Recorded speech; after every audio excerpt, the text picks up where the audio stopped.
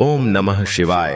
हर हर महादेव। दोस्तों, सावन के महीने में शिवलिंग से यह गुप्त चीज ले आना, अपने घर आपकी सभी मनोकामनाएं पूरी होंगी। इतना पैसा आएगा कि गिनते गिनते थक जाओगे। भगवान भोलेनाथ जी के आशीर्वाद से अपने जीवन में बहुत उन्नति करोगे। दोस्तों, हिंदू धर्म में सावन के महीने का बहुत अधिक महत्व होता है। सावन का महीना हिंदू पंचांग का 5वां महीना होता है। यह महीना भगवान शिव को समर्पित होता है। इस महीने में शिव भक्त भगवान शिव की विधि विधान से पूजा अर्चना करते हैं और सावन के महीने के सोमवार का महत्व और भी अधिक होता है। इस माह में शिव की पूजा अर्चना करने से सभी मनोकामनाएं पूरी हो जाती हैं। धार्मिक मान्यताओं के अनुसार सावन के महीने में भगवान शिव और माता पार्वती की विधि विधान से पूजा करने भक्त की मनोकामना पूरी होती है। इसके साथ ही सावन के सोमवार व्रत रखने से भोलेनाथ की विशेष कृपा प्राप्त होती है। दोस्तों, सावन महीना का आरंभ 11 जुलाई 2025 दिन शुक्रवार से हो रहा है और सावन महीने का समापन 9 अगस्त को होगा। कहा जाता है, इस सावन के महीने में किसी भी व्यक्ति ने भगवान भोलेनाथ की थोड़ी सी भी पूजा साधना क्रिया कर ली तो उस व्यक्ति के जीवन की सभी मनोकामनाएं पूर्ण हो जाती हैं। उस व्यक्ति के जीवन के हर कष्ट खत्म हो जाते हैं और उस व्यक्ति के जीवन में धन आना शुरू हो जाता है। भक्तों, वीडियो आगे शुरू करें उससे पहले भगवान भोलेनाथ के सच्चे भक्त प्राचीन ज्ञान चैनल की इस वीडियो को लाइक अवश्य कर दें और कमेंट बॉक्स में हर हर महादेव सच्ची श्रद्धा से लिख दें, जिससे कि भगवान भोलेनाथ जी का आशीर्वाद आपको सीधे प्राप्त हो सके। दोस्तों, आज की इस वीडियो में हम आपको बताएंगे कि सावन के दिनों में आपको भगवान भोलेनाथ के मंदिर जाकर के क्या क्या भगवान भोलेनाथ को अर्पित करना और वहां से वापस क्या लेकर के आना है, ताकि आपके घर की गरीबी, दरिद्रता, परेशानी, कष्ट, दिक्कतें हमेशा के लिए खत्म हो जाए। दूसरी तरफ आपके घर पर सुख, समृद्धि, यश, वैभव, ऐश्वर्य की आपको प्राप्ति हो। ध्यान रखिएगा दोस्तों, सावन का माह का इंतजार हर व्यक्ति इसीलिए करता है ताकि उसको भगवान भोलेनाथ का आशीर्वाद मिल सके। कहा गया है कि देवों के देव भगवान भोलेनाथ अगर किसी भी व्यक्ति को आशीर्वाद दे दें तो उस व्यक्ति का साक्षात काल भी आकर कुछ नहीं बिगाड़ पाता है। इसीलिए आज की इस वीडियो में हम आपको बताएंगे कि कैसे आप सावन के दिन, जो बहुत ही पावन दिन है, इस दिन भगवान भोलेनाथ को प्रसन्न कर सकते हैं। कैसे आपको भगवान भोलेनाथ का आशीर्वाद प्राप्त हो सकता है और कैसे सावन के दिनों में शिवलिंग की आपको पूजा करनी है, वह भी खास उपाय करते हुए कैसे आपको शिवलिंग पर क्या क्या चढ़ाना है और क्या क्या वहां से लेकर अपने घर पर वापस लेकर आना है, ताकि आपके घर पर अन्न और धन का भंडार कभी भी कम ना हो। देखिए दोस्तों, आपके जीवन में कितनी ही बड़ी परेशानी हो, कितनी ही बड़ी दिक्कत क्यों ना हो, मान लीजिए आपके जीवन में धन की समस्या है, मान लीजिए आप नौकरी की प्राप्ति के लिए बहुत ही ज्यादा परेशान हो चुके हैं, आपके शत्रुओं ने आपको घेर लिया है, संतान की प्राप्ति आपको हो नहीं पा रही है, तो एक बात का ध्यान रखिएगा दोस्तों, सावन का पावन दिन एक ऐसे दिन होते हैं जिस दिन कोई भी व्यक्ति अगर थोड़े से उपाय कर लेता है, भगवान भोलेनाथ की साक्षात पूजा कर लेता है, तो उस व्यक्ति की कितनी ही बड़ी मनोकामना हो, कितनी ही बड़ा कष्ट हो, वह खत्म हो जाता है और उसकी मनोकामना पूर्ण हो जाती है। दोस्तों, मान लीजिए आपके ऊपर कोई दोष लगा हुआ है, जैसे वास्तु दोष, शनि दोष, प्राकृति दोष या कोई भी दोष लगा हुआ है, तो आपको सावन सोमवार के दिन थोड़ी सी पूजा करनी है और आपका दोष खत्म हो जाएगा। आपके जीवन से सभी परेशानियां चली जाएंगी और आपके जीवन में जो धन आना बंद हो गया था, उसका आगमन वापस शुरू हो जाएगा।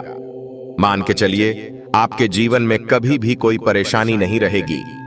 बस दोस्तों, आज की इस वीडियो को लास्ट तक देख लीजिए और मान के चलिए भगवान भोलेनाथ के आशीर्वाद से आपकी सभी मनोकामनाएं भी पूरी होगी और आपके जीवन की सभी परेशानियां भी चली जाएंगी। देखिए, एक बात कही गई है कि जब भी हम भगवान भोलेनाथ की पूजा करते हैं, हमें धैर्य रखना चाहिए, विश्वास रखना चाहिए और श्रद्धा के साथ भगवान भोलेनाथ की पूजा करनी चाहिए, क्योंकि भगवान भोलेनाथ बहुत ही भोले हैं। वह किसी भी व्यक्ति की थोड़ी सी ही पूजा से, साधना से तुरंत ही प्रसन्न हो जाते हैं। इसलिए दोस्तों, सावन सोमवार के दिन कुछ ऐसी चीजें हैं जो आपको अवश्य पता होनी चाहिए, क्योंकि सावन सोमवार के दिन अगर आप भगवान भोलेनाथ के सामने पूजा करने जा रहे हैं तो मान के चलिए दोस्तों, आपने अगर कोई गलती कर दी तो भगवान भोलेनाथ आपसे क्रोधित हो जाएंगे, और आपने सही तरीके से पूजा की होगी तो साक्षात आपको भगवान भोलेनाथ उसी दिन आशीर्वाद दे देंगे और उस दिन के बाद आपके जीवन में कभी कोई परेशानी नहीं आएगी। आपको हमें एक एक चीज बताने जा रहे हैं, इसलिए इस वीडियो को लास्ट तक देखिएगा। सबसे पहले आपको भगवान भोलेनाथ के मंदिर जाना होगा। यह जितने भी उपाय आपको बताए जाएंगे, यह मंदिर के उपाय होंगे। देखिए, होता क्या है कि कई लोग हमसे पूछते हैं कि गुरुजी, हमारे घर पर शिवलिंग है, क्या हम घर पर पूजा नहीं कर सकते हैं? तो इसका उत्तर है नहीं। दोस्तों, आपको मंदिर जाना पड़ेगा, क्योंकि मंदिर का जो शिवलिंग होता है और जो घर का शिवलिंग होता है, इसमें बहुत ज्यादा फर्क होता है। जो मंदिर का शिवलिंग होता है दोस्तों, इसकी जो एनर्जी होती है वो आपके घर के शिवलिंग से करोड़ों गुना ज्यादा होती है। इसमें ऐसी सकारात्मक ऊर्जा होती है जिसके सामने अगर आप थोड़ी सी पूजा करते हैं तो तुरंत ही उसका फल आपको मिलता है और आपके जीवन की हर परेशानी चली जाती है। तो आपको जितने भी आज उपाय बताए जा रहे हैं, आपके जीवन की परेशानी को खत्म करने के लिए, आपकी मनोकामना पूर्ति के लिए, उस उपाय के लिए तो आपको मंदिर जाना पड़ेगा। और सावन सोमवार का पर्व पड़ रहा है, वह आज दिन सोमवार को पड़ रहा है। तो यह दिन ऐसा है, इस दिन अगर आप मंदिर जाकर के भगवान भोलेनाथ की पूजा आराधना कर रहे हैं तो मान के चलिए दोस्तों, आपके जीवन में कभी कष्ट आ ही नहीं सकता। पूरे साल आपके घर पर अन्न धन का भंडार बना रहेगा। तो आपको क्या क्या ले जाना है वह कहीं पर लिख लीजिए, क्योंकि दोस्तों, अगर आपने एक भी गलती कर दी तो आपकी पूजा संपन्न मानी नहीं जाएगी। दोस्तों, सबसे पहली चीज जो भगवान भोलेनाथ के लिए आपको जल ले जाना है सावन सोमवार के दिन। कई लोग हमसे यह कहते हैं कि गुरुजी, जल जो है वह तो शिवालय में भी मिल जाता है, शिव मंदिर में मिल जाता है।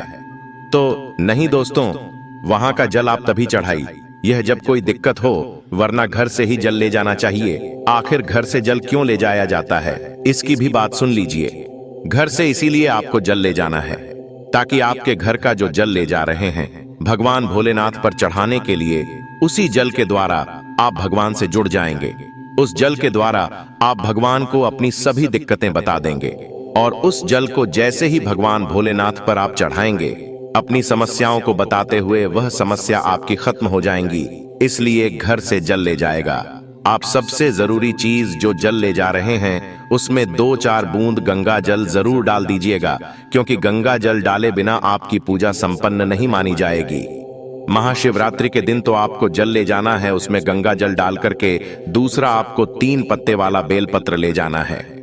दोस्तों, बेलपत्र बहुत ही शुभ होता है। आपने अगर मान लीजिए एक तरफ 1000 कन्याओं को खाना खिलाया है, दूसरी तरफ भगवान भोलेनाथ को बेलपत्र चढ़ाया है, तो ये दोनों बराबर माने जाते हैं। इसलिए बेलपत्र जरूर ले जाएगा। तीसरा, आपको सफेद पुष्प ले जाना है। सफेद पुष्प भगवान भोलेनाथ को चढ़ाए जाते हैं, इसीलिए सफेद पुष्प पर भगवान भोलेनाथ के लिए आपको ले जाना है सावन सोमवार के दिन, ताकि भगवान भोलेनाथ का आशीर्वाद आपको मिल जाए, जिसके बाद आपके जीवन के हर परेशानी खत्म हो जाए। दोस्तों, सफेद चंदन ले जाना अनिवार्य होता है सावन सोमवार के दिन। और ध्यान रखिएगा दोस्तों कि भगवान भोलेनाथ को अगर आप दूध अर्पित करने जा रहे हैं तो एकदम कच्चा दूध होना चाहिए, पका हुआ दूध नहीं होना चाहिए, कच्चा दूध होना चाहिए। अब आपको और क्या क्या ले जाना है देखिए। अगर आप चाहते हैं कि आपकी हर मनोकामना पूरी हो तो एक डिब्बा लीजिए, उसमें काली मिर्च भर कर ले जाइए।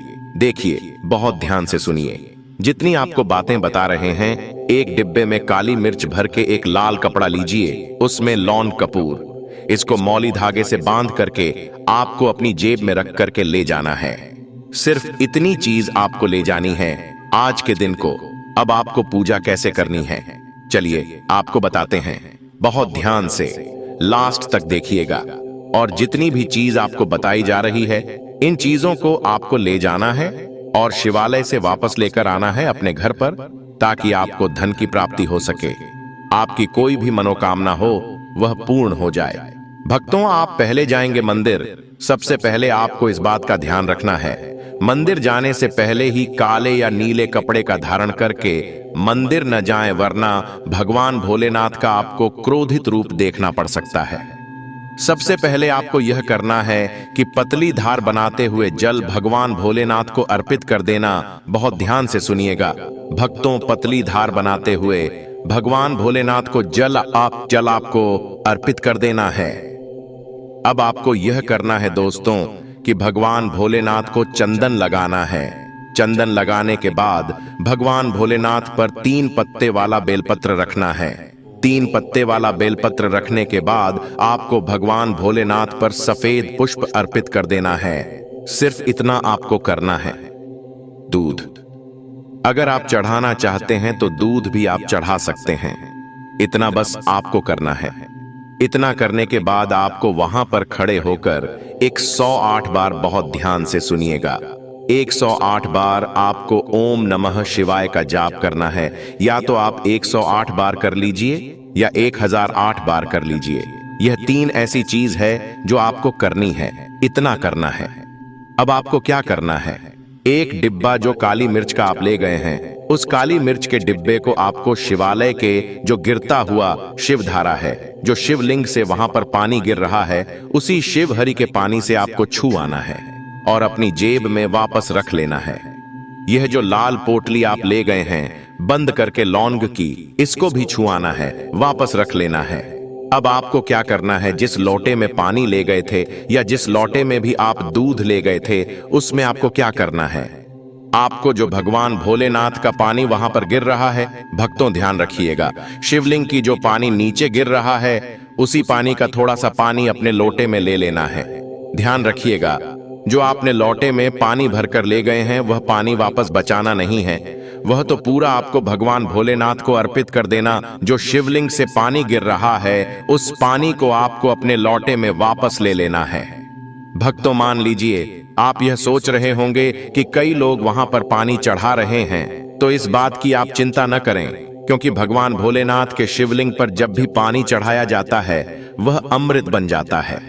कहा जाता है कई देवी देवता शिवलिंग के पास अदृश्य रूप में खड़े होते हैं, ताकि शिवलिंग से गिर रहा पानी वह धारण कर सके। इतना पवित्र होता है शिवलिंग से गिरता हुआ पानी। तो शिवलिंग से गिरता हुआ पानी को आपको अपने लोटे में ले लेना, सिर्फ थोड़ी सी बूंदे ले लेनी है। अब आपको क्या करना है, आपको घर वापस आना है जो आपने लोटे में पानी लिया है। भक्तों, इसको घर पर आते ही घर के लोग जो हैं आपके, उनके ऊपर थोड़ा थोड़ा पानी छिड़क देना है। घर के हर कोने में पानी छिड़क देना है। घर के मुख्य द्वार पर पानी छिड़क देना, सिर्फ इतना आपको करना है। इतना आपने कर दिया। अब मान लीजिए पूरे साल आपके घर पर नकारात्मक शक्तियां नहीं आ पाएंगी। आपके घर पर कोई काला जादू, काली विद्या करवाने की कोशिश करेगा तो वो आपके घर पर नहीं कर पाएंगे। इससे आपके घर से नकारात्मक शक्तियां चली जाएंगी और सकारात्मक ऊर्जा आ जाएगी। यह जो अब काली मिर्च का भगवान भोलेनाथ जी के शिवलिंग से छुआ कर लाए हैं, इसको पूजा घर में रखे।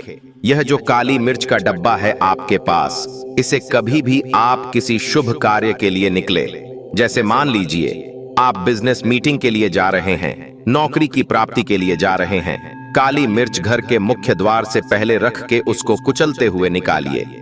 मान के चलिए आपके काम में जो भी बाधा आने वाली होंगी, वह बाधाएं भगवान भोलेनाथ के आशीर्वाद से अपने आप है हट जाएंगी और आप जिस कार्य के लिए भी जाएंगे उस कार्य में आपको सफलता मिलेगी। दोस्तों, भगवान भोलेनाथ का यहां पर आपको साक्षात आशीर्वाद मिलेगा सावन सोमवार के दिन, और आपके जीवन से हर परेशानी चली जाएगी। सावन सोमवार की रात आप अपनी सभी प्रकार के बुरी अनिष्ट शक्तियों से छुटकारा पा सकते हैं।